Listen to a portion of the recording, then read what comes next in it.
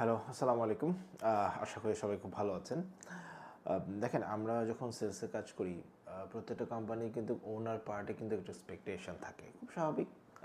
ওনাররা always একটা high target set করবে এবং আপনাকে অ্যাজ এ এমপ্লয়ি আপনি ওই টার্গেটের পিছনে ছুটবেন to achieve that target.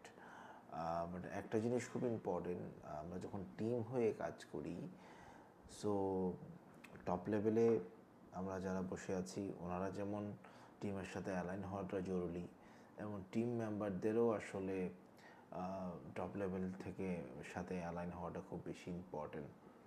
Because of আমরা অনেক সময় দেখি যে ইন্টারনালি অফিস পলিটিক্স অনেক সময় হয়ে থাকে যে কোন ছেলেটা ভালো করবে, কোন মেয়েটা ভালো করবে, বা হচ্ছে আফটার অফিস গসিপিং, অনেক কিছুই অনেক কোম্পানিতে আসলে ডিসাইড হয়। সো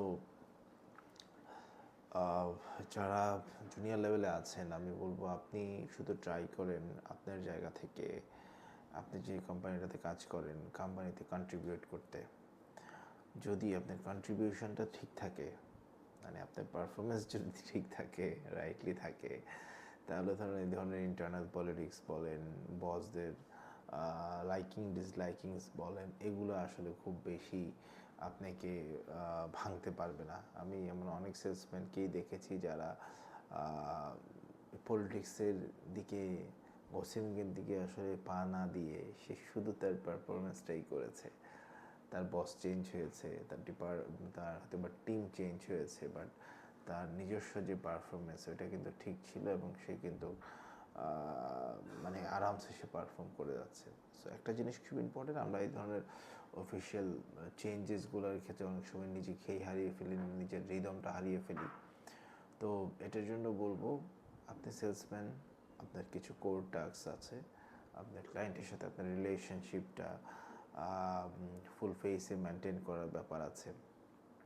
সো এইটার জন্য আপনি আপনার কাজটা করে যান, আপনার নিজস্ব একটা প্ল্যান ওয়াইজ এগিয়ে যান, এবং ওই প্ল্যানটা এক্সিকিউট করার জন্য আপনি আপনার সিনিয়র হেল্প নেন। সো অলওয়েজ সিনিয়রের প্ল্যান অনুযায়ী আপনি যে কাজ করবেন ঠিক তা না। এটা একটা সিম্পল উদাহরণ দিলেই বুঝবেন।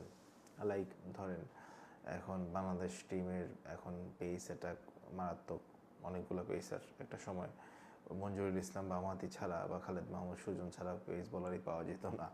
বাট এখন দেখেন নাহিদ রানার মতো এক্সপ্রেস বলার আছে, তাসকিনের মতো বলার আছে, মুস্তাফিজের মতো বলার আছে, শরীফুলের মতো বলার আছে, হাসান মাহমুদের মতো বলার আছে, সাইফুদ্দিন, সাকলাইন, আরও মানে রিপন মণ্ডল, অনেক প্লেয়ার কিন্তু অনেকগুলা পেস অ্যাটাক, অনেকের নাম হয়তো বাদও পড়তে পারে, এবাদত, তো অনেকেই আছে। তাহলে দেখেন ওরা কিন্তু প্রত্যেকটা প্লেয়ার নিজস্ব কিছু স্ট্র্যাটেজি মেনটেন করে, ওদের স্ট্র্যাটেজি ওয়াইজ চলে। মুস্তাফিজ এক ধরনের বলার, তাসকিন এক ধরনের বলার, নাহিদ রানা এক ধরনের বলার।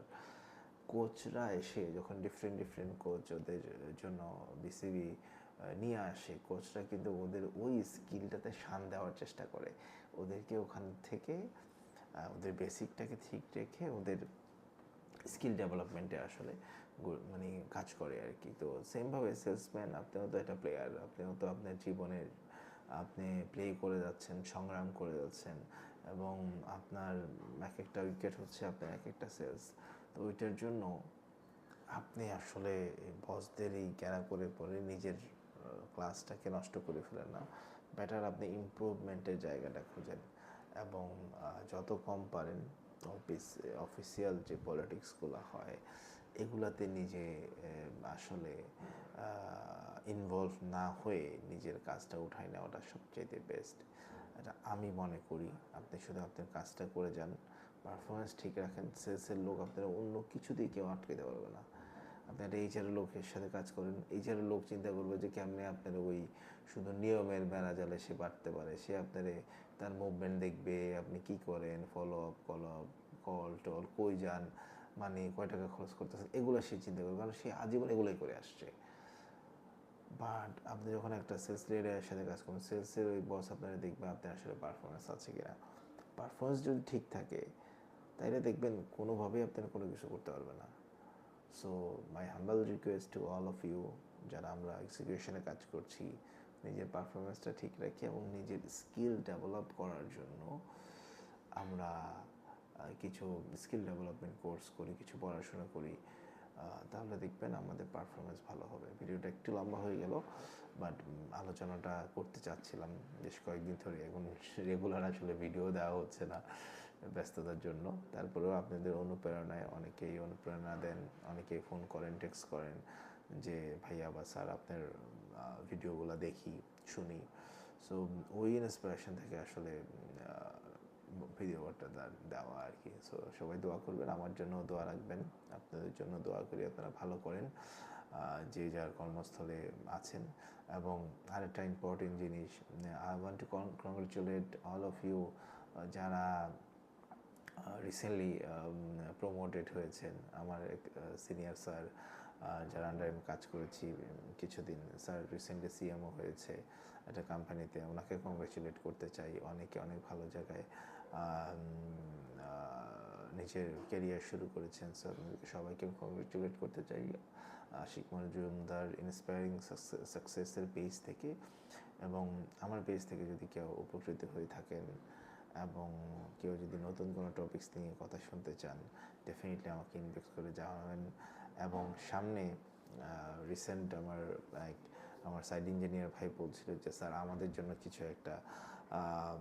কিছু ডিসকাশন রাখেন, আমরা অনেক জায়গায় ডিপ্রাইভ হই, অনেক ফ্যাসিলিটি আমরা পাই না। So I had a plan যে কনস্ট্রাকশন সাইডে যারা থাকে ওনাদের সুবিধা অসুবিধা নিয়েও আমরা কিছু বলতে চাই।